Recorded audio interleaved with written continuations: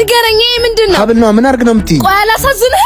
እንደ ቀኑ የምትቆጥረኝ? ቆይ ዛሬ ምን ሆነሻል? ተረጋጊና እናውራ። አልረጋጋም። ቆይ ስንቴ ነው የምነግርህ? በቃ የበፊት ፍቅረኛሽ የሰጠችን ሀብል ማየት አልፈልግም። መቼ አድርጌ ያውቃለሁ ታዲያ? እንደ መጽሐፍ ቅዱስ ትራሲ ስራ አድርጌ የምተኛው እኔ ነኝ። ሲጀመር ልብህ እኔ ጋር እንደሌላ አውቃለሁ። አትሳሳች፣ እኔ እወድሻለሁ። አትዋሽ። በድንህ እንጂ ልብህ እኔ ጋር እንደሌላ አውቃለሁ። ሂድ ወደሱ፣ ልብህን ተከተል። እኔ እንደ አዲስ ወደ ኋላ ለመመለስ እየሞከርኩ ነው። በቃ ግኝ፣ ሁሉም ይስተካከላል። ሲጀመር እኔ የእሷን ፍቅር መርሻ ነው እንጂ ያጠመርከኝ ልብህ እኔ ጋር አይደለም። ምን ማለት ነው? እንዴት ነው የምትናገሪ? ያ ሁሉ ክብርሽ እንክብካቤሽ የት ሄዶ ነው? እኔ ብቻዬን በውድህ ባፈቅርህ ምን ያደርጋል? እኔ የምፈልገው ከልቡ የሚያፈቅረኝ እንጂ በድሮ ፍቅረኛ ትውስታ ህይወቱን እየበጠበጠ የሚኖረው እንዳይደለ። እና ምን አድርግ ነው የምትይኝ? መለየት እፈልጋለሁ። ምን? እንለያይ?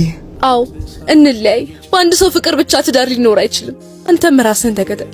አንድ ነገር ልንገርክ፣ ያልጨረስኩ ህይወት እያለ የሌላ ሴት ህይወት አታበላሽ።